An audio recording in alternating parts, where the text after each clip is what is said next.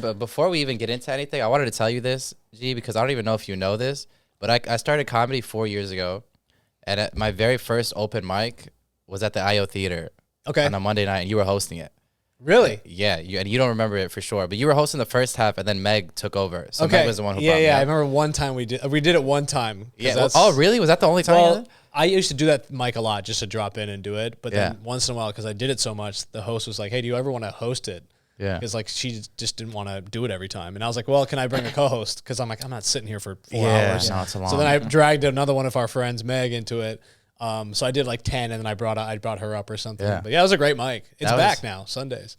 Oh, it's on Sunday. Yeah, different people, but it's supposed to be good. They closed it for a while, right? Yeah, so this is before it closed. This is pre-pandemic and all that stuff. But yeah, so okay, finish the story. Yeah, no, that was. I remember. You know, that's it. You were hosting it. And then I remember you did a joke about you lied to your coworkers or your boss about being Muslim. So they made your office big bit at the time. Yeah, to face Mecca. Yeah, they got his office to face Mecca. I remember watching. I was like, oh, this dude's funny.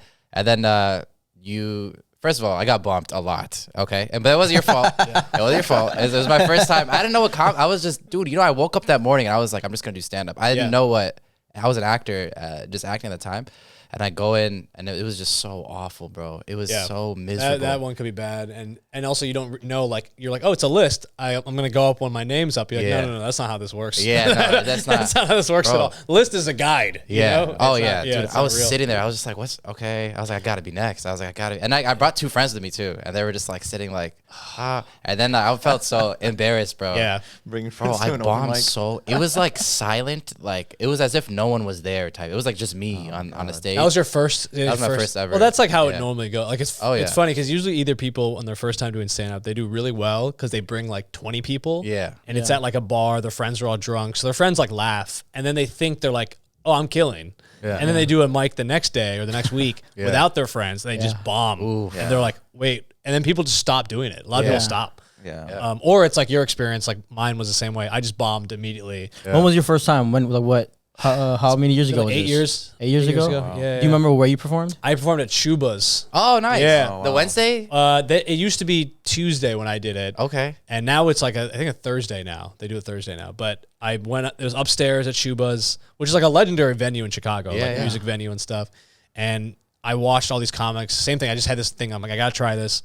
Everyone's bombing. Mic, it's a mic. It can be really bad. No one's doing well though, so it gave me this like false sense of confidence. I was like, I can at least do a little like the same.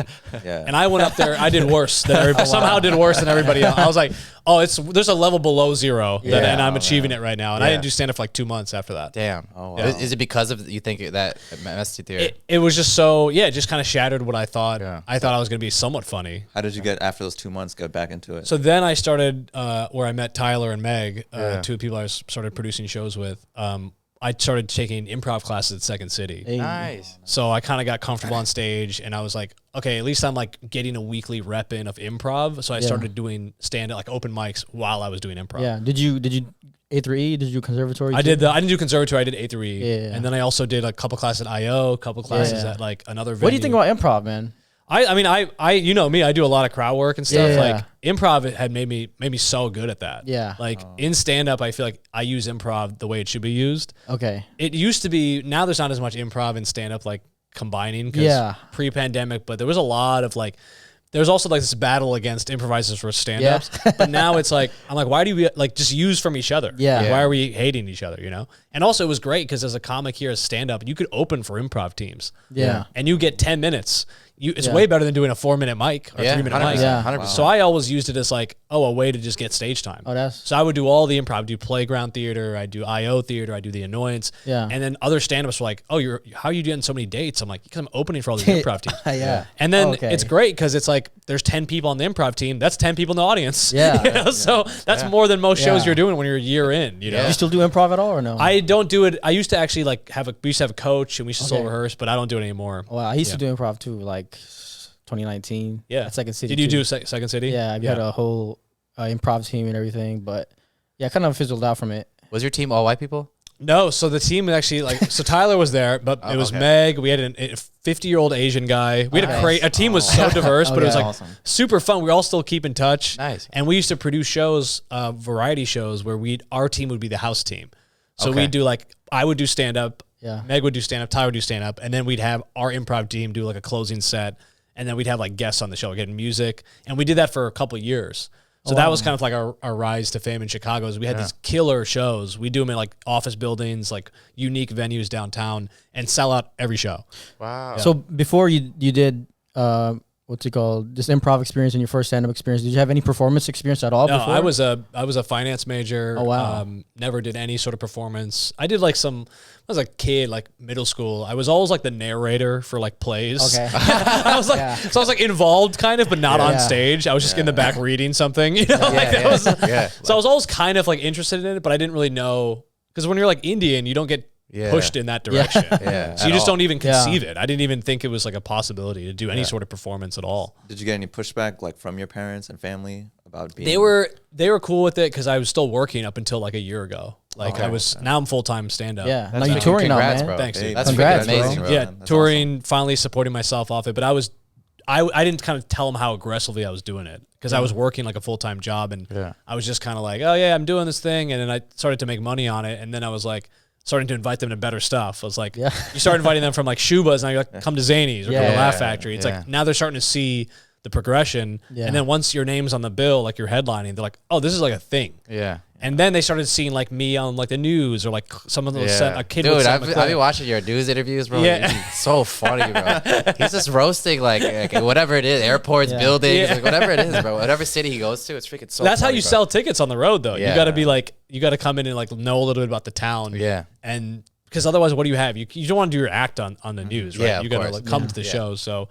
And it's like fun. It's like, that's what the improv thing is for. It's like you get to riff in the moment and just like come up with stuff. So now they're cool. My parents are like, they're like, as long as you can they don't care what I do as long as I support myself. So they're a little bit more liberal than most, I think, Indian Desi parents. So I got lucky in that sense. Were they born here, or were they? They were born in India, but they both came here for like their masters. Okay. So they've been here for a long time. Yeah. And what was that transition like to full time? So it was nice because it happened a little bit during the pandemic. So I was working like full time, going to the office. Pandemic happened. We went full remote, like everybody did. And then stand up kind of stopped. Yeah. So then the job, I had actually went full time in Feb of 2020. Nice. So I'm like, I had a month of like, I'm a full time comic. I quit my job. I'm like, I'm killing it. And then March, I lost like 6 months of bookings. And I was like, man, I went back to the job. I'm like, hey, that was just a big joke, comedian. And they're like, no, man, get the hell out of here. So I went from full time comedy, or doing comedy every day and working every day, to kind of comedy and then I went to nothing. Damn. So it was wild for me, because it was the first time in my life in 8 years that I had like stopped, or 6 years at that point. I was like, oh, I haven't had time like this ever. Like, because you do comedy and you work a full-time job, you're just so busy. You just don't, you work 100 hours a week. Yeah. So it's the first time in my life I had just nothing. It was kind of weird, but also kind of nice, because I live in the city, but I went back to my parents' house in the burbs, because I was like, well, there's no point in being in the city right now. Nothing's happening. Yeah. And I'm not doing spots. I'm not working. So I just like, for 6 months, I was just like in my parents' house, just like reassessing what I wanted to do. So I started creating like content, and also started started a Twitter. I didn't have that. Like I grew that from scratch. I started like making sketches, and I just started like writing and doing Zoom comedy just to keep that muscle. Because I knew if I stopped, it would stand up, as you know, like it'll atrophy if you don't do it. I'm one of those guys, like I need to get on stage like at least 5 times a week, because if I don't, I feel like I'm gonna lose the skill. And as you get better at it, you do longer sets. You don't need to do it. There's a different grind mentality now, but I was still at the time doing 10 shows, 15 shows a week. You know, like that's been my cadence for 5-6 years now. So is there like an aspect of comedy that's like your why that keeps you going? Is there like a specific? There probably is a bunch of things of the lifestyle that you like. I think it's like, and this is what I realized with jobs. Like as I got different jobs, I was moving up in the corporate ladder. Like I was like a director, and I was like, but I just wasn't getting the satisfaction of like the same. Like when you do stand up, you have like a good set, you connect with people. People come up to you after the show and they're like, that part, like there's some specific story they had that ties to what you're talking about. You're like, oh shit, this is what I'm supposed to be doing. Yeah. Like you just feel certain sets of satisfaction that I don't feel with, I've never felt with anything else I've done in my life. Yeah. And I was like, oh, this is something special. I don't know what this is. I don't know what it means, but I'm like, I know I'm doing something right. Yeah. So that kind of gives me the motivation to keep going. And it's only gotten better. It's only gotten more. And then you also feel good when you do like an hour set and you're like, you're just like on. Yeah. And you just feel like you're like, oh, I just put out a piece. What was your first hour? Like, okay, you have an hour material now. How long did it take you to build an hour? It took probably, I would say like four-ish years, maybe 5 years to like actually, because I was doing like, when you start headlining in Chicago, you're doing like showcases. Yeah. Headlining a showcase is like 15 minutes. Yeah. People don't realize when you say you're headlining like this room on Tuesday, it's like, you're doing 15. When you talk to people on the road, you say you're headlining, they assume you do 45 to an hour. Yeah. So when you start, I made it a point to leave Chicago early, like do a lot of road stuff, because I was like, I want more time. I wanted to be doing 20, 30-minute sets. Do you have a favorite city? Besides Chicago? Madison is one of my favorite cities of all time. Madison, Comedy on State, one of the best clubs. I've heard that's a newer club, right? It's not newer. It's just they renovated it recently, but okay. it's like top 3 in the country. It's so good. Okay. Yeah, I've heard like nothing but good. So good things fun. about them. But the crowds are really good because they've trained the comedy audience who comes there to be like a good crowd. Okay. Like they don't tolerate any bullshit. Yeah. Like you talk once, you're out. Like they're Nice. really. Wow. And they drop checks after the show. Like there's all these things they do that as comedians are like little things that make the show better. Yeah. And they don't tolerate any, like they treat the comedians really well. They have like an amazing green room. Like they order you food every day. Wow. Like they put up, a lot of clubs now don't put up features at like hotels. If you're headlining, they usually give you a hotel. Yeah. They put up the feature. Like they do little things that make it better for us. But yeah, like, so I just started realizing early on, like, I got to be on the road. I got to be doing material outside of Chicago. And I started just doing longer time. So I got better quickly. Because otherwise you're just doing 5-10 minute sets for years. It's tough to grow that way. You can't do an hour. You can do an hour, but it's going to be 5-10 minute different sets, not an hour. It's a different piece. Yeah. So then I started to craft it. And then we were running our own shows. We started running these like one-nighters in like random suburbs and other places in Wisconsin. So then we would headline them. Yeah. So it's like, oh, you're going to like Cascade, Wisconsin, performing to like all these rednecks, and you're doing your 45 there. If your 45 works there, it's going to work anywhere, you know?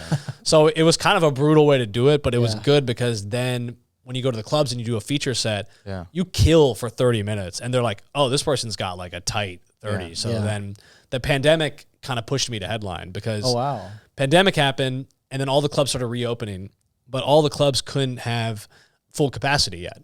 So then they're like, well, we don't have full capacity. We're not going to make as much money on stand-up.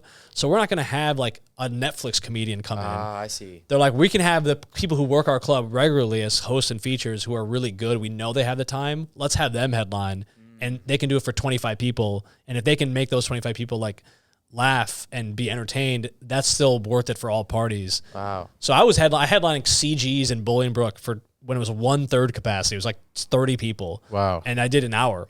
And then after that, I started headlining other class, headline like Zanies like the year after that or like 6 months after that, full capacity. But like it kind of just built from like this, that CGs was one of the first ones. Then it was like, then I was like, hey, I just did that. So I leveraged it to like Laugh Factory did let me do it. Then like all these clubs started slowly letting me do it. So the pandemic was kind of good in that sense for me. Because otherwise it would have taken probably another year or two on my trajectory. But then I just emerged after that, like as a headliner and everyone's like, oh, you just headline now. Cause I just started headlining everything. Wow. Yeah. So it's kind of crazy how it works, but now I'm like, I can't go back. I can't go back to that bullshit. Post featuring? No. Are you still doing like 10, 15 a week? Yeah. I'm crazy because I say that I can't go back, but I still do so many spots. Like, Which is good though. did 3 spots yesterday, like 2 at Laugh Factory. I hosted a 10 p.m. show at Comedy Bar. Like I still do all the spots. Like I can't go back, meaning I try to get in clubs as a headliner. Of course. Okay. But if they don't, You have a different standard for yourself. if they don't let you, then you're like, usually what a lot of clubs will do is like come as a feature first. Yeah. And it's fine. I get that. Like I'm still happy. Feature spots are actually harder to get than headliner spots, I feel like. Because most headliners bring their features. They bring their own, yeah. So then you're like, well, I don't want to host as a headliner. Like that's a little bit insulting to get asked to host at some club. But there's clubs I'll do it at. Zanies, Comedy on State. There's certain levels of clubs where, so it's all this like hierarchy of like different level rooms, different headliners. Because if I'm hosting for like Dan Soder is at a point in his career, he can book the whole show as headliners. So then you're like, I'm also a headliner, but I'm not a Dan Soder headliner. So it's like, I'll host for him because it's like a different level. Yeah. So I'm still not above any spot. And I also think like doing these spots keeps you good because I work on material during the week, and then on the road I just do these longer sets. So I kind of put it all together. So do you have a specific process that you've morphed? Like this is how I get in my flow. Yeah, I mean, now I'm trying to take days off. I used to not take any days off. So I'm trying to take 1 or 2 days off a week where I can just like synthesize and like collect material. Because my process for material is like, I have to do like experience stuff. Yeah. Of course. So I experience it, then I usually go on stage with it and kind of riff it a little bit and talk about it. Or sometimes I'll randomly have the whole bit come to me at once. Like I'll have like 3 paragraphs. Yeah. Which is crazy, but it's just sometimes it hits you like that. Yeah. But it's also weird time. Sometimes it'll be like midnight. I'll be like about to go to sleep, and then I'll just have this bit all come out at once, and I go on stage, and like 90% of it will work. Nice. And I was like, damn, that's like, I wish every bit was like that. Yeah. Most of the times, though, it's me like line by line. Yeah. For the whole week, I'll work on this joke, and I'll add 1 line every day, and finally, by the end of the week, it's like done. But it's like I'll fail with it 5 times until it gets to where it needs to go, you know? Yeah. I think the ones that just come to you like that, it's because you're performing so much, your mind's in the comedy mindset, so it's it's flowing in that sense. I read this book, John Cleese, the guy who was, he made what is that famous British show, that like the sketch, the famous British sitcom, I forgot what it was called. I don't know. If you just Google John Cleese, it's like a super famous show. I can't believe I'm forgetting the name. But anyway, he was like very legendary comedy actor, comedy writer, and on creativity, he was talking about, you do have to you think about this problem or like the bit you're trying to solve, and then you focus on it for so long. But he's like, but after a certain point, it becomes counterproductive. Because like, think about it, you can't just sit and be like, I'm going to write for 8 hours. Yeah. Because out of the 8 hours, you might get 1 hour of actual stuff. Mm-hmm. But the fact that you sat for 8 is like your mind's on it. But then you leave the table or leave the computer and you go for a walk. And in that walk, you're not thinking about it, but you're kind of passively thinking about it. Yeah. Then the solution will come. Dude, okay. Oh my God. So it's like kind of keeping it in your mind in like a different place. Okay. So I have like, at any given moment, I have like 10 bits that I'm kind of like noodling on that are like in my head that I'm like, I don't like this one line. So I'll be kind of slowly thinking about it. So I'm almost like doing it kind of subconsciously. Yeah. And then it'll come to me. I'm like, oh, here's like one to try, and I'll try it. But I try to like do a healthy level of like focus, but also defocusing, if that makes sense. Yeah, no, 100%. Yeah, and that seems to be working, that kind of process. Yeah, I think that I mean, a lot of your material from what I've seen is from your experiences and your stories anyways.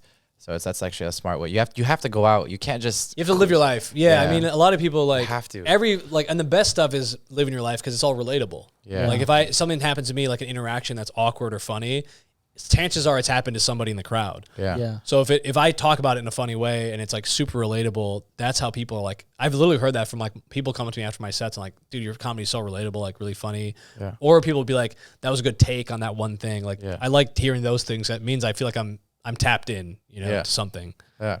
A lot of people, at least in Chicago scene, look at you as like a veteran kind of in the game. You've been in the game for a while. Like, do you have advice on getting booked for like younger guys where they could get to that point to do 10 shows or whatever it is a week? I mean, so the reason I was doing like, especially when I was a couple years in doing all those spots is like 3 of those spots a week were mine. So I was producing tons of shows. Yeah. And a lot of people have different views on this now, but back then there was more shows happening overall, but a lot of the shows weren't good. Mm-hmm. So you could do like 5-6 shows a week, even as like a couple of years into comedy, but like 3 of those shows were going to be really bad. Mm-hmm. So it would almost be preferable to do like 3 or 4 mics and then 1 or 2 shows. So we were like, well, let's try to do a couple of weekly shows that are like decent enough that we could come in, do spots every week. Yeah. But if we get booked on better shows, we can just book these shows out. So we started getting these weeklies going, and with a weekly comedy show, it may be bad initially, but it eventually starts to like build an audience because it just happens every week. So it slowly starts to get like, people just know it's happening every week. So we had a show in Oak Park, which you've done the show when it was like first starting, but that show was going for years. So every week we'd be there doing like, we do a little improv at the show, we do some stand-up, so it kind of kept those muscles flexed. But you're also in Oak Park, so you're in the suburb, different audience, different kind of crowd. Yeah. You get to practice your material for different type of people, older people, maybe more affluent. So you get to kind of understand like how your material translates. So don't just do like 10 mics a week at the Lincoln Lodge or one venue, or don't go to the Comedy Bar every week and do the same mic because you have to diversify. Yeah. So Hannibal Buress was like, I did every room when I was starting. He's like, I go north side, south side. I was doing south side shows like a year in a comedy.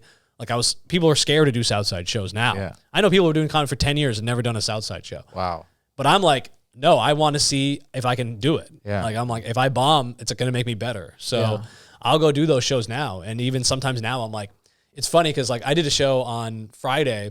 It was a like Latino show, but it was way out in like Maywood. Yeah. And I'm over here like, yeah, I'm fucking headlining shit. I got this. I go in and I'm kind of coming cocky, and I come in. People are wearing cowboy hats in here, and I was like, but they're like Latino. I was like, this is gonna be hard for me. I just knew immediately because I know enough about comedy now to be like, I know what my audience is. I feel like I pride myself in being able to do most rooms. Yeah. But it was hard. I had to do I had to really pull out. I had to use crowd work. I had to do dirty material. I had to like pull out stuff that I knew would work because I'm trying to do like some of my stuff is a little more political or a little more nuanced. So I'm like, I can't be doing this here. This is a bar. People are drinking. It's like 10 p.m. It's not, people are in like a party atmosphere, and I'm trying to do like jokes about being like liberal versus conservative. They're like, they don't give a shit about it. So it's like, it's also a little bit of like, how much material do you have, you know? And a lot of people are like, I just want to be, this is what I want to kind of comedy I want to do. But I'm like, I want to be able to entertain everybody. Yeah. So it was kind of humbling because I was like, damn, I had like a fine set, but then me being crazy, I went to my show at the Comedy Clubhouse and did 10 minutes right after that and killed. And I was like, all right, we're back. We're back. So we still all have that as comedians. It's like, so my advice is like, just do every room, get up a lot, but produce your own rooms because a lot of people complain about stage time. Yeah. And I'm like, well, you can create it, you know? Yeah. And then when you create it, you can control all the variables. You can choose who you book. You can choose like how much you pay people. Like you can control all that. So it kind of solves a lot of those problems. People are like, I don't make any money. I'm like, yeah, but if you start running your own room, you can make some money, you know? And then we just reinvested into the show, and the shows got better. The venues got better. The ticket prices got higher. So like it all kind of built from there, you know? Yeah. That's kind of, go ahead, sorry. Like, so when you were starting, I guess it kind of piggybacks off that, like and you're saying that you want to be like relatable to all audiences. Did you ever get like the sense that when bookers would look at you, they're like, oh, that's the Indian comic. Like he's only going to bring Indian people or like, you know. Well, it's funny. So I was pretty aware of that early on because like people I liked, like Russell Peters was like the first stand-up special I really watched, like that YouTube one that every Indian person the white watched. Shirt. The open shirt. But it was like so weird because you think about that special, like that was when YouTube was like just popping off. Like there's a viral videos, and that special was like just a free hour that was so good. And I remember watching that special. The clip came up, and there was like it was like an Indian family party we were at, and like a couple uncles happened to walk by as the thing was happening, and they started watching and laughing. Yeah. And I was like, wait, this is crazy. Because think about like an Indian party that you have as a family. All the kids are doing their own thing. All the dads are here. All the uncles are like, everyone's very segregated in the Indian party. But because they all have different interests. Yeah. And so what I noticed, I was like, this is bringing everyone together. And everyone's laughing at it. Men, women, age, doesn't matter. And I was like, that's cool. First of all, it's cool that I don't think Indian people, you think stand-up comedy, you just don't correlate those two, especially at that time. But the fact that even like multi-generations are liking this, I was like, that means the comedy is for everybody. Because if old Indian people are laughing at that, I'm like, I think old white people could laugh at this. So it made me realize, I'm like, this is an Indian comic, but he's doing material that works on everybody. So I was like, I made it a point to be like, I don't want to just talk about Indian stuff. Like, and if I do talk about it, I want it to be a little bit more intelligent. And like, I may get into something with like a topical stereotype joke, but then the subtext is like a smart bit. So would you say Russell Peters, after watching that, was that like your big inspiration? It was like a pretty good inspiration. And I kind of was like, it just kind of planted the seed. I didn't really do stand up until years after that. But it was always kind of in my back of my mind. I was like, well, there was someone who did it years before me. It made you like a real possibility for you. Yeah, it made it like kind of be like tangible because also it's like the classic thing, like how often do you see like an Indian? Now we see a lot of like, you came in, I was doing it already, but when I started, Pratik was the only other Indian comedian in Chicago. Wow. And he's been doing stand for like 10 plus years, but that was it. There was one guy. Now there's at least like 10, 15 Indian people doing it now, which from 1 to 10 to 15 is 1,000% jump, right? Yeah, for sure. So, and I have people now, it's really cool. I'll meet comics on the road who are like, oh yeah, we like heard about you in Chicago. Like you're the Indian comedian. Like it's kind of cool. You're like, oh, people are looking at me like I'm somebody. But like to me, I still think I'm just out here doing my own thing, you know?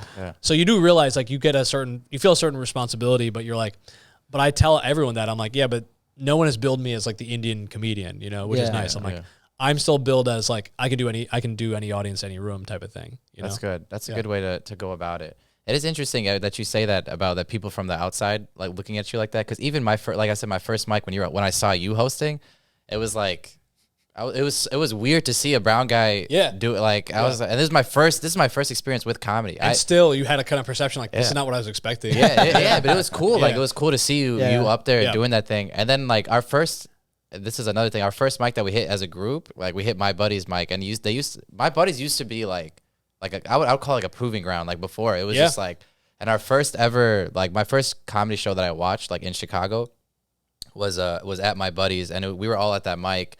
And it was you, it was like Zacho, and it was just like a stacked line. And I was just like, well, and so I saw you again, like this, my second time doing stand up, you were there again. And I was just like, oh dude, this guy's out here. So it was good to see, like, it's dope to see like, you know, brown people just kind of in that scene. Yeah. But just not just in the scene, like running the scene pretty much, and like not being, I guess like you said, not being categorized as just like. Yeah, you don't, and it's also, I think you make a choice too, like as a comic, like sometimes, you know, I think about, if I went more like early on, if I went more niche, like to be like, I'm going to do these type of jokes, maybe I would have gotten ahead quicker.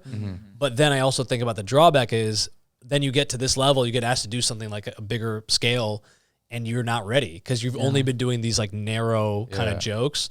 And I see it with people all the time. So it's like that balance of like, do you want to find your audience, or do you want like your audience to kind of build around you? And it's like, I think some people have different views on it. Like I know comics who are like, I don't do clean material, I'll never do clean. And I'm like, I make money off corporate gigs doing clean material, you know? So it's like, I want to make a living at this, you know? Yeah. So there are some, I'm like, I don't want to work anymore. I don't want to have a job, but I also get it. Like, I'm like, you can also choose what you want. You don't need to be, you know, so everyone has their own like methodology on it or whatever. But I never wanted to be like typecast or pigeonholed. I mean, it was a big point to me to be like, I want jokes. And if I do jokes about like Indian people or our culture, I don't want only Indian people to get the jokes. That was a big point to me too. Cause I actually feel like it's kind of cool. You do a joke about, you know, Hinduism. You also are teaching the crowd about Hinduism. So you have an opportunity to kind of be like, hey, here's a part of our culture that you may not understand or you think is like weird. And now I explain it. So I've actually informed you a little bit. And now I made it funny. So that's the best, if they can like come away with some sort of understanding, like, oh, that's actually kind of similar to what we do. You know, and that's the best thing about comedy is like it's cliche to say, but it does bring people together if you do it in that way. 100%. When you're, well, I was telling this story the other day about you've done Kenosha, right? Yes. I think I told you this story like off camera before about Kenosha, Wisconsin. The freaking, but like after the show, man, I remember people like this one white lady came up to me and I was telling the story literally yesterday, but she was just like, dude, she's like, can I speak to you? I was featuring for whoever was headlining, and she was like, can I tell you something? And I was like, sure. And she was just like you guys are just kind of like us, like, and it's crazy because you're like, it sounds like it's bad, but it's good. Yeah, it's a good thing. You just told that's gonna change that whole lady's like. She's gonna tell people about that. Yeah. Like solving racism. Yeah, for real, honestly. Yeah. She's like, oh, we saw this Arab guy. He was laughing. It was just like whatever, and it was a weird thing because I'm just like, yeah, of course, but no, it was an interesting thing. But so now like you've seen is Russell Peters like one of your favorite? He's one of my and I've also heard he's like a good dude. Like I think that's what I realized as I've done this more is like there's so many people who are funny, but to be like funny and nice is like because there's some Indian people and people in our culture who they get to a position and then they don't want other people who look like us to come up, and that's crazy to me. I mean, that's unfortunate. We all know people like even in a sub level who've done that. So it's like for me, I'm like, no, like we can all, first of all, there's plenty of spots. You know, I've never felt that way. Like, I also think if you are that insecure about your talent, like you're like, you have to be the token person. I'm like, you're not that good. It's insecurity 100%. So it's like, insecurity. I mean, our team, when we started producing shows, is me, an Indian guy, Megan Dirty, Indian woman, and then one white guy. But it's like two Indian people on already. We're already like proving that wrong, you know, just by the fact that we're both there. And so it's just very cool to be able to like, and she actually just asked me, Meg is headlining Zanies with Saurabh. They're like co-headlining. Nice. And she just asked me if I wanted to open, and I have another show, but she's like, yeah, I wanted the lineup to be all brown people. And I was like, so everyone has a mentality of like, you could be the other way where she's like, oh, I got to have like a white, like whatever. But the fact that she was like, still cognizant of like, I want the lineup to be our people. And I was like, yeah, it's really cool. And I try to do that too. Like I just headlined the Louisville Comedy Club, which Louisville, you think you're like, I'm the only Indian person I think going to be there. But it was really cool because I had that perception, and then you realize you're like, oh, maybe it was almost like the inverse of that lady because I felt like I was the problem in the situation. But the crowd, we had like 30 Indian people show up. Oh, wow. And amazing show, and all the Indian people were like, yeah, we saw you on the flyer, and like we just were like, we got to come out, support the Indian guy. That's so amazing. awesome. Really cool. And then the audience was like, the club was like, this is the most diverse show we've had in a while. Wow. And the rest of the audience was like, that was really cool. We got to like see that and be part of that. And so it was like it was like a cool moment. And then I had like a local Muslim girl open the show. So it's like, she was like, this is great. Like, this is such like all my material like really hit here because of the diverse crowd. Like, so she was happy about it. So it was very like full circle moment because you're like, I need to also be cognizant of like who I'm bringing up, you know, because I'm aware of that. Like, I don't want it to just be, it's not just about me. I want the whole show to be good. Yeah. And I want the audience to be like, to get that perspective. And she set me up, like her joke set me up and it made my life easier. Yeah. So I never understood that mentality of like, everyone before me has got to be bad. Like I want to be the best part of the show. I'm like, well, the audience has still seen 40 minutes of comedy before me. Yeah. I don't want them to be like, man, it was terrible up until minute 38. That's crazy to me. People don't know that. Like if the host is killing, the feature is killing, dude, the headliner is gonna kill. Like it's just gonna happen. Like that's just the way it works. Again, you save yourself the warm up. Yeah, you know? exactly, 100%, dude. And even in like, especially in like showcase environments, like when we do like our T5 shows, it's like if everybody kills, then it's just way better. Yeah. And sometimes even in those shows, like you'll do, I'm sure you've run them like this, where there's just like everyone's doing the same time. No one's like really headline. There's just someone's last, but that's like you're just closing. You're not really doing a headlining set. Yeah. So you're like, in that case, you want everybody to kill 100% because it's like this. It's pretty equal across everybody. 100%. We make it a point too when we do like whoever goes last. We're like, oh, you're closing, and that's just because everyone's doing 10 to 15. Typically when we do, it's great. There's like 6-7 people in the lineup. We don't want to like over. No. And that's another. And be cognizant of that too. Like I hate people who like come in. They're like, oh man, I'm doing. It's like a 2-hour show. They're like, I still need to do more time than everybody else. I'm like, there's a drop off point on the show. Yeah. Like I was at a show yesterday and it was like a late show and the headliner was supposed to do 30, ran the light by like 10 minutes. And like a 30, to run the light on 30 to 10 is like, that's a long. Yeah.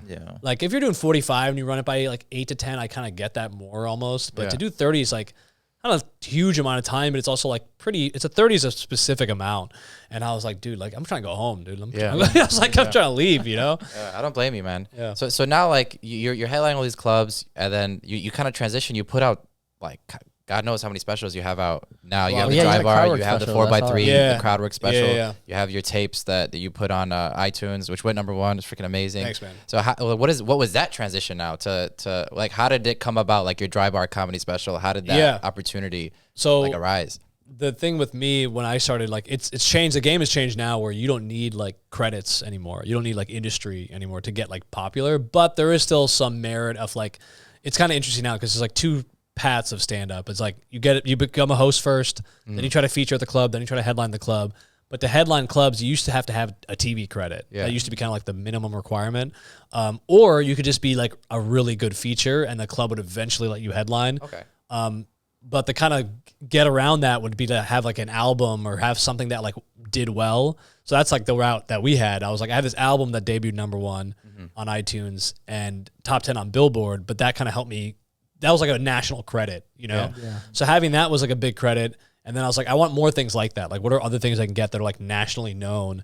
Because you can be like, I've worked Laugh Factory, I've worked this. Like, saying you're a regular at a club helps. Yeah. But unless you're saying you're a regular at the Comedy Cellar, that's not like a headliner equivalent. Saying you've headlined Zanies or headlined the Laugh Factory is a different thing. So you have to, but if you just say a regular at the Comedy Cellar, that means you're a headliner, probably, you know? Yeah. So I was like, I kind of knew that early on. So when I was starting, it wasn't about clips and all that stuff yet.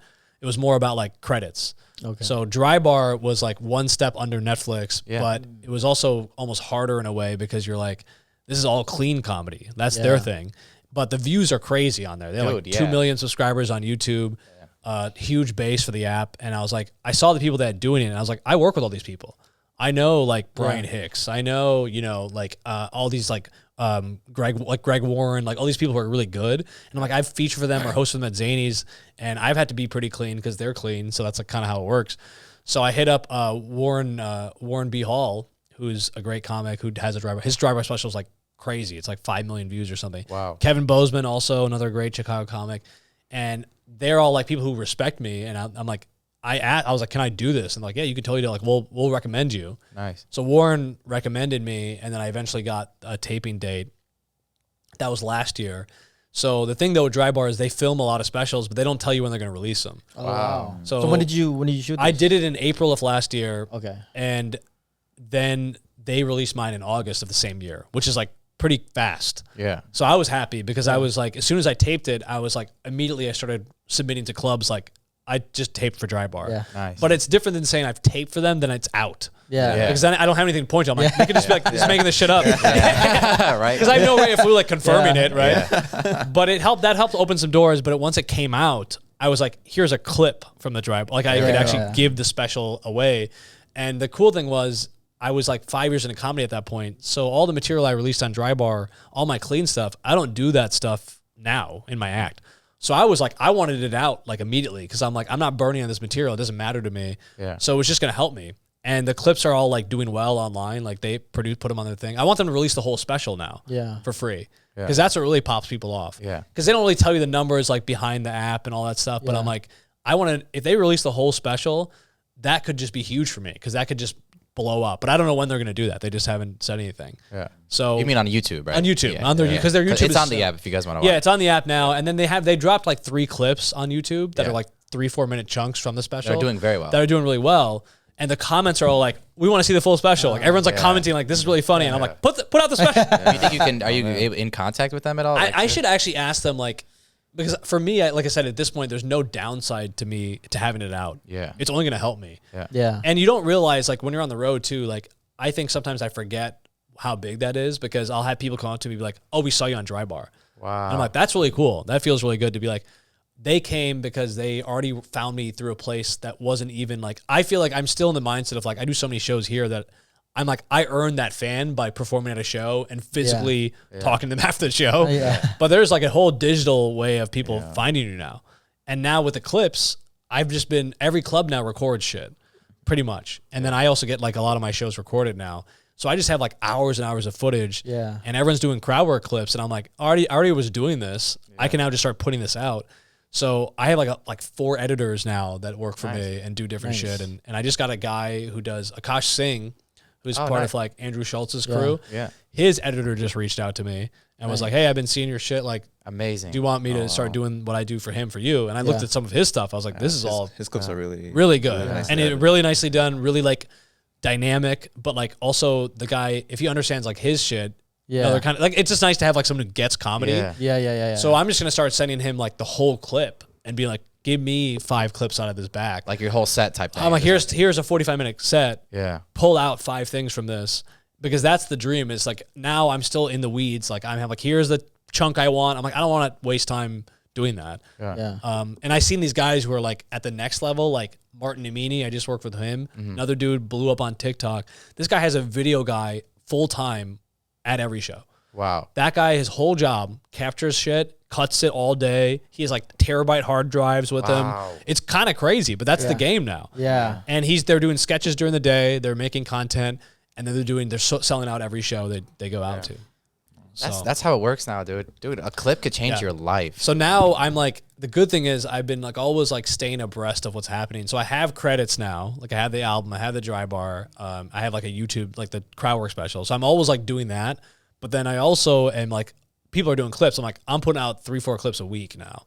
Yeah. So that has, since the pandemic, I think the pandemic, I've doubled my Instagram following since the pandemic. That's amazing. So just from clips. Oh, wow. And probably from drive, like all these things you don't know what they add up. They all add up. Yeah. So I'm just in the mindset of like, again, same mindset, do everything, take everything. Yeah. And I just filmed a special for OnlyFans TV. Oh, nice. Which now they're doing comedy. So they're doing like, I didn't know this. They're doing stand-up now. OnlyFans. Oh, hey, Vik Pandya. Literally having OnlyFans. Yeah. Nice. So what was so I know DryBar's in Utah, right? Is that? Yeah. So they film in Provo, Utah. And it's really cool because like you fly out there, you drive an hour to Provo, and it's like this just amazing, like beautiful scenery. It's like so nature-esque, and there's like a little town, Provo. It's all Mormon people. Yeah, they have a club in the downtown, and they just film specials there. And it's just like wild setup, but works in a weird way. Yeah. We did 2 shows. Like every taping should be like 2 shows. They take really good care of you. It's a Netflix level like production. They have like 5 cameras. They have a control booth. Super nice. And I closed both the shows. And which is crazy because I'm like, I don't know why they made me do that. All the 2 people with me one guy had already done DryBar season 1. It's like season 10 now. Yeah. And then the other guy was like another like 20-year veteran. So I felt like kind of like some pressure because they take like a little break between like they do The two. tapings. They take a little break because these specials are like 25, 30 minutes each. Yeah. So, but the two guys only did 20 before me. Okay. And I was like, well, I'm going to do 30.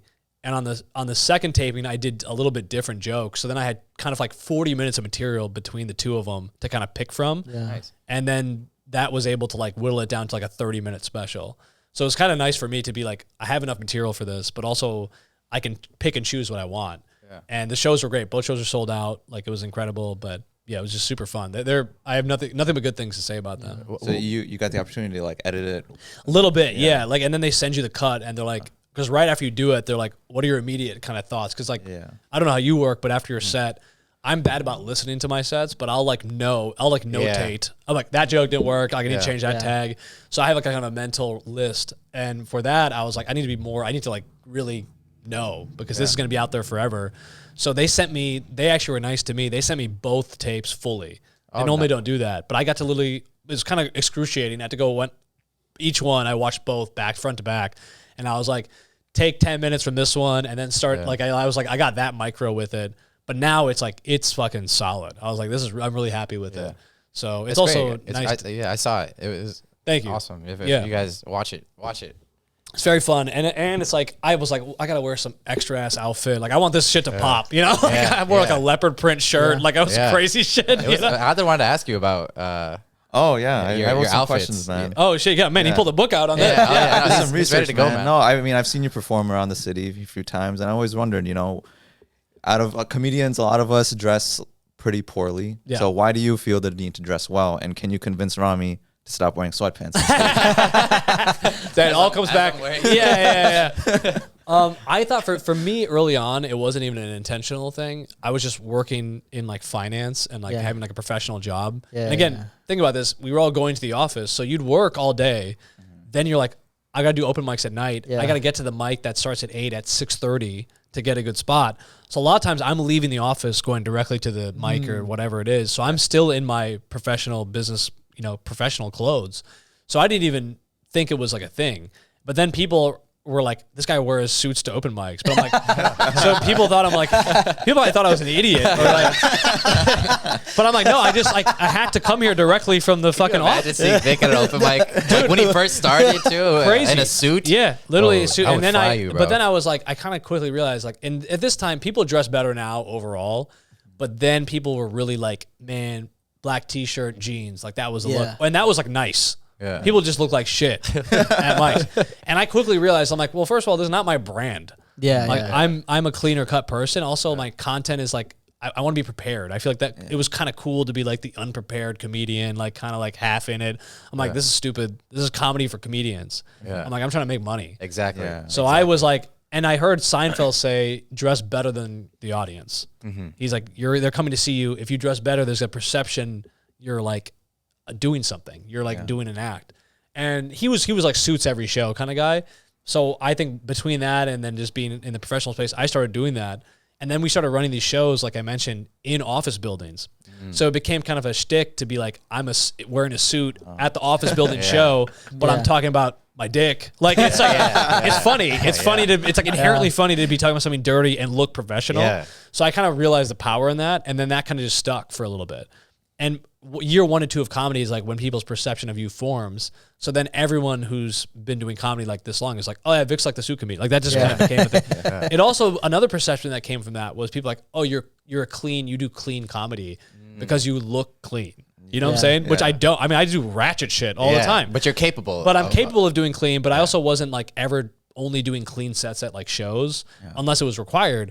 But I was like, these are the two best things I can be known for is like dressing well and having clean content, because I'm like, there's so many other negative perceptions you can be known for. So to have those two be the thing, I was like, not bad, you know?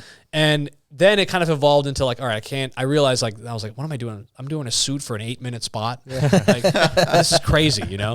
So then it started to become a little bit more, I'm only going to wear a suit if it's like a headlining type. More show. selective. It's more selective. And I'm like, I got to put a point. I'm like, I'm only going to do a suit on the weekend. If you book me on Monday, you're not getting the suit. I was like, you gotta book me on a weekend for a suit. And then I finally found like my other lane of like, I like bombers, like jackets, like shoes. I'm like, I have a different now thing, but I'll still do the suit once in a while, because sometimes it's like, I did when you're early on too, like every little thing is like it's like a safety blanket, right? Yeah. You feel a certain sense of like this outfit helps me feel better on stage, and you need that stuff early on. So sometimes I'll still put the suit on and be like, oh yeah, I remember suit Vik, you know? Yeah. It kind of makes me go back to those days where I'm like, I was just had confidence because of that. Yeah. And so whatever you can use to help you early on, I think use it. Yeah. Like don't feel a certain way.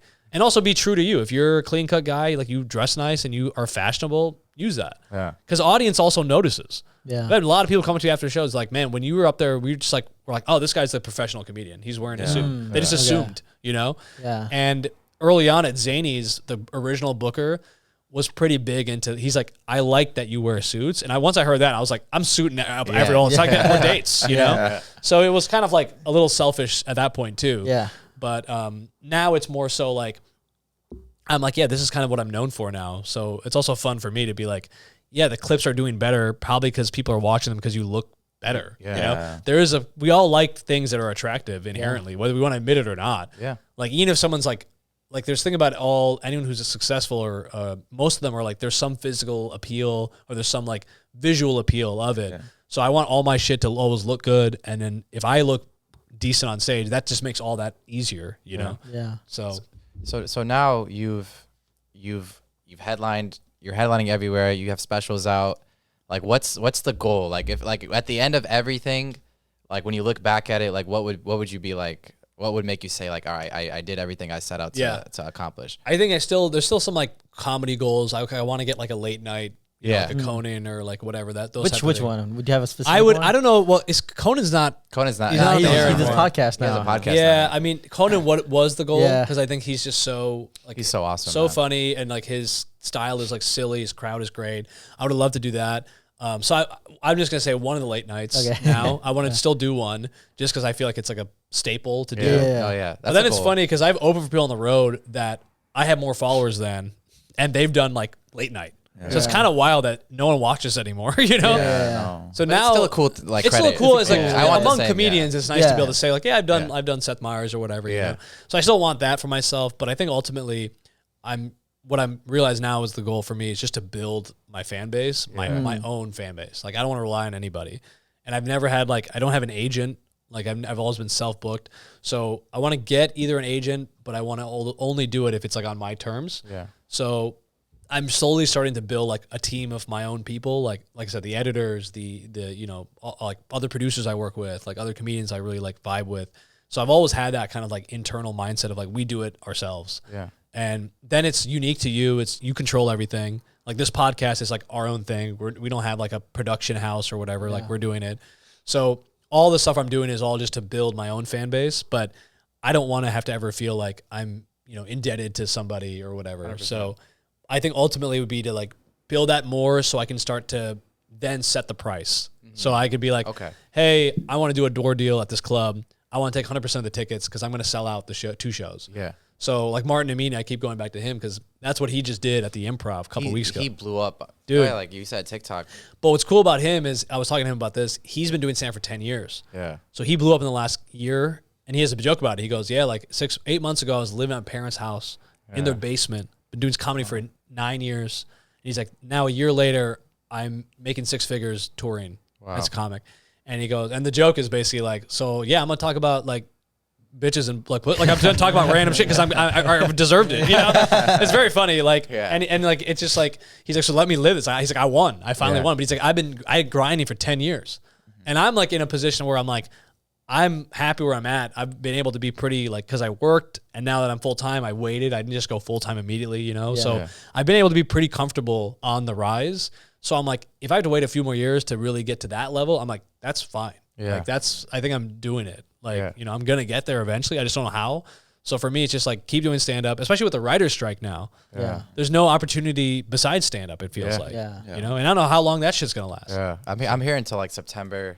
I don't know what it is. But you don't have an acting agent? You don't have? No, I had So I did a web series like 5-6 years ago when I was pretty new in a comedy called Code Switch. A ton of, other Chicago comics were involved in. Really fun. I got an agent from that. But then they were sending me on like, hey, you're person number 3, cashier 3. And I was like, and at that point I was like, I was like, dude, I'm fucking, I'm headlining Shubas. I don't want to be doing this. You know, I was like, so I just got a little bit in my head. I was like, I'm rising. I'm here in comedy, but I'm here in acting. And the problem with comedy is like, once you get here, it's so, you have to like scrape and claw your way to the top. And once you get there, you're very like, you feel very good about it, but you're like, now I feel insulted to start here. Yeah. But I also saw people like Hannibal, people like that. I'm like, when he's in something, I feel like he's playing himself. Yeah. And he's gotten to a point in comedy where he can do that. I'm like, that's what I want. Okay. And so if I do an acting thing, I've been in a few more things since then. They're just being like, just be yourself, or be like relatively close to who you are, or just be a comedian or whatever. So I'm like, I'll still do that, but I don't need an agent for that. I just get asked to do it, you know? Okay. And eventually I'll probably will get one, but I've never been interested in doing commercials. I've never been interested in doing like, you know, voiceover, like film work or film stuff. No, like I hate being on sets. Like it's just too long. Like, you know me, I do 10 shows a week or whatever, 15, but I'm in and out, dude. Yeah. I'm moving. I like to be able to like, I love comedy for that reason. Like I know when I'm going up, I know what time my set is, and I just do my show and I leave. Like I don't want to be, and with acting, that's like the opposite of what it is. Yeah. You do 10 takes of the same thing, and you're just there for a while. It's like, I get why all these people have like amazing trailers and shit. You like hate on actors initially, then you do it once. You're like, oh, I understand. Yeah, it's a lot. It's brutal, dude. It's a lot of work. Yeah. So do you have any like clubs that are obviously like cellar, probably store? Is that like your goals? Yeah, I mean, I made a trip to New York like early this year. I did like the Stand. I did a couple like really good clubs, and I was like, these would be amazing to work at, because you're also, the issue now is in Chicago, there's still 10 to 15 really like strong fucking comics here. Like I just did a show, Laugh Factory, yesterday, like Pat Tomasulo, Calvin Evans, Killer. murderers, dude. Like people doing comedy, they're so good. But there's only like 10 or 15 of those people. And in New York, there's like 50 to 60 of those people, you know, more, maybe more. So it makes you better to be around people who are that caliber. And I'm like, that's the appeal for me in New York, is like, I feel like I can take my comedy from like here to there, but I'm also very comfortable here, because I'm like, I work every club. I have my own show now on Mondays at the Comedy Bar. Like I've headlined every club here. So I'm like, I'll have to start a little bit over. And then that acting kind of fear comes back in. You're like, well, I don't want to start from here. Yeah. So I'm trying to find a way where I can like come in with a little bit of cachet, which I can a little bit, but in New York, it's just so much. You're competing with everybody. Yeah. So I'm trying to kind of bridge that gap. But I also know a lot of headliners now who have moved outside of New York, outside of LA. Now they live in like Minnesota, and they just do weekends when they want or whatever. So I'm like, if you build your own audience, you don't need to live in New York. 100%. Yeah. So I'm on this like weird crossroads. I'm like, should I move? Should I not? I think I'm going to like go there for a few months maybe and try it. But I don't know. Maybe I like waited too long, you know? But I've always like felt if I'm getting better here, that's still good, you know? I think honestly, bro, moving is a smart idea. Like, I don't know. I spent the last 6 months in LA. I was with Eunice for the last like 6 months, and I decided, I had signed a 6-month lease. I had the option to renew it for the rest of the year. I decided to come back. Well, what made your decision to come back? Well, I hate LA. I'll just be honest. I just freaking hate that. I cannot stand LA, bro. Yeah. But to be honest with you, bro, what I think the real thing is, because everyone that you've seen that's blown up now is through clips. It does, like, if you're doing 10, 15 shows a week and you just keep cranking clips, one of them is going to blow up, and then you're just going to be touring. And I think in LA, like, maybe, there's more industry there, maybe, but to get in front of those people takes so long, and then you're getting worse at stand-up because you're not getting up as much. Yeah. So that's my fear, is, like, I don't want to go there and be like, hey, I'm a headliner, but I'm doing 8-minute guest spots on shows, and I'm just trying to get in front of the right people, and that's what everyone in LA feels like. They're like, we're all trying to get this opportunity, but, like, it sucks, because then when you do get up, like here, I can take chances here. I can take risks.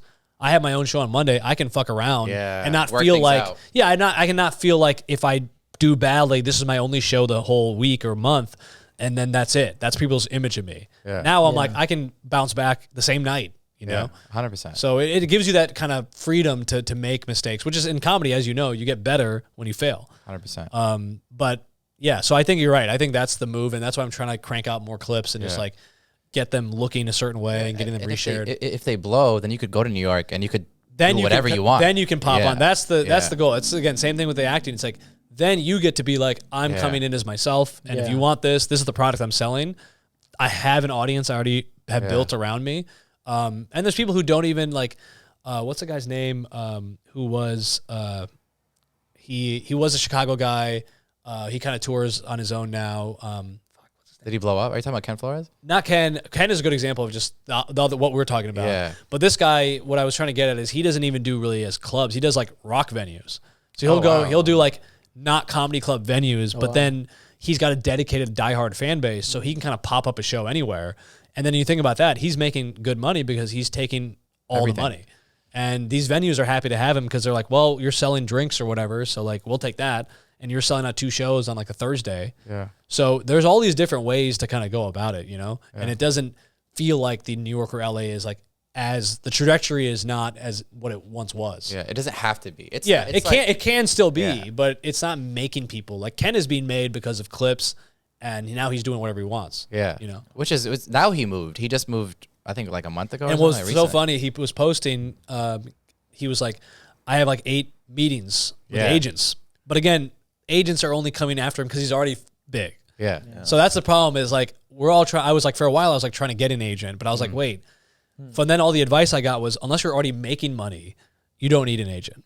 Like making good, serious, like Ken money, you know? So I was like, oh, and then it can take you, then they start managing and helping, but they're not interested in people who are like in this level because they're like, well, you're not, what are you going to do for me? Because for them, it's not worth their time to invest. And there's so many people like popping off in different avenues that they're like, we don't care about. Yeah, you may be a killer comedian, but if you don't have any traction on your own, we're not going to invest in you. It's so interesting to see that. Like, I don't know, even in LA, like you were talking about the level of stand up, it's like I was able to do the belly room. I did the store. It was awesome. But like, I'm seeing like these other, I did a bunch of bogus, you know, whatever. I opened for some improv teams too over there, which was like, you know, it's like I'm over here doing like I feel like they already hated me the second they saw me. Like, there's everyone else is like wearing a wig or whatever. Like, that's another thing. LA, that some of those independent shows is very specific niche type crowds, and then if you're not that, you come in with the neg on you, and they're like, we don't want you at all right away. Brown shit doesn't help out there, dude. Yeah, they don't care. Weird, man. It's weird, but the drop off of talent, I'll say, is like I think is massive. I think it's like you'll do a show like Eunice's debut at Laugh Factory, like it was freaking Donnell Rawlings. So it's funny. I do the same show, the Thursday show, and I felt like that Laugh Factory set killer, sold out. It was like a club comedy. It was good. It was like fun. I had a great set, and then I did like 2 shows after that, like the next day, that were just like indie and it was so bad. Yeah. And I was like, oh, there's such a drop off. Huge drop. With the comedians. Like it's Donnell and it's like these famous comedians, and then it's just like me. And it was just like, where is the, you know what I'm saying, the middle ground? It was just hard to find. After me was like Brad Williams, and I thought I had a good set. Brad Williams went up and he murdered, I haven't seen anyone murder this hard. Really? Yeah. And I was like, I thought I killed, and then he went up and like murdered. And I was like, oh, this is the difference between someone who's been doing comedy 25 years and me who's at 8. But see, in Chicago at 8, that sounds, people are like, oh damn, 8's like a lot. Yeah. And it is a lot, but like imagine 8 more of what I already been doing. Like how much better you even get. So it's such a crazy, stand-up is such a crazy thing to get good at because it's like so much work. Yeah. But we also, when you think about it, we also only work like potentially 20 minutes a day, like on stage. On stage, yeah. So that's why it takes years, because you can only get on stage so much. Even if you're doing 3 hours a week, like at hour-long sets, you're headlining, those guys are still coming and doing spots at the Cellar, you know? Yeah. They're headlining, they're doing 5 hours, they're doing Thursday, Friday, Saturday, like 5 shows, they're doing like 45 minutes an hour. Then during the week, they all go up at like the Cellar and do 10 to 15 minute spots to work out. But even those guys, it takes them a year to come up with a special. So it's like, it takes so long to just get your material and because you have to do, and then now we have to do all this other bullshit. We have to do social media stuff. We have to submit to things. And it's like, that's why the agent is helpful, because that takes some of that off your plate. But then to get the agent, you need to do all this shit first. So it's like, it's always like a double-edged, all circuitous, you know? Yeah. So basically just wait till you're sought out by the agent. Yeah, and it's a little bit shitty because you're like, at that point now I'm almost like bitter about it. I'm like, I don't want anyone to control this because I didn't need you to get here. Why should I give you any of this now? That's true. Yeah, so Ken, and that's why Ken was like, he looked at, I mean, he's doing everything very smartly. And I think he also had that mentality of like, I made this. Yeah. So whatever deal I'm going to sign is going to be, you're going to work for me. Yeah. And that's what the mentality I think I've had too. And I'm like, I'm not there yet, but once I get there, I'm like, I'm going to have that mentality for sure. You know? Shout out to Ken too. Yeah. Dude rips. Dude kills. Inspiring, dude. But it's so inspiring to see someone blow up that way and like come from here, the same scene, and just freaking and just a good dude too. Like he helped me get in with Martin. Like he's helped as well. And I think that's what's cool about it is like I helped him when he started. Yeah. I was like, hey, you can do a guest spot on this show or whatever. And then like a year later, he's helped me in a much bigger way, at least for me, because he helped me get into a club to headline it. And I'm like, that means a lot more, but that guest spot at the time was the same. Like it's all to relative. him, it was relative. Yeah. Yeah, and that's what's cool about comedy. You never know the next person that you're talking to could be ahead of you in 2 days. Yeah. You know, you don't know with the industry now. You never know. Yeah. Oh well, we appreciate you coming on, man. Yeah, dude. If you want to plug anything before we dip, you could. Yeah, just check out my Instagram. It's at Vik Pandya. This OnlyFans TV special is coming out. So it's literally coming out probably in the next couple months. But so I had to create an OnlyFans for it. Oh, so now do you have any other content on there? Well, that's the thing. I was talking to some other comics who've done the last iteration, and then some of them were like, "Yeah, I mean, the cool thing about OnlyFans is you can put everything behind a paywall." So this comic was telling me, they're like, well, I have my clips that are just free that anyone who subscribes to my page can get for free. But then they're like, well, I have this other section of pictures. And they're like, and that I have 10 people every regular customers who pay a subscription for that. And they make a couple thousand a month off that. So I'm like, pictures. Some like feet shit. I don't know. Okay. But so are you considering? I mean, if it's behind a paywall, I don't know. But I also thought, and this is funny because I also assumed like when I created the OnlyFans, I was like, oh, I got these people on Instagram. I'm sure there's people on my Instagram who follow me just to see some dirty pics. So I thought, and I posted, I'm like, hey, OnlyFans created, like subscribe here. It's free to subscribe. No one subscribed. And I was like, oh, people really don't give it. Like, it's not the same crossover audience. So I think once the special drops, then that will diversify the audience. But it was kind of good and kind of bad because I was like, I guess there's not as many creeps as I thought there was. Yeah. But I felt like a lot of people were following me just for some sexual purpose or whatever. But I was like, no, they actually just like my comedy. Yeah. Hope he takes that suit jacket off. Yeah, right?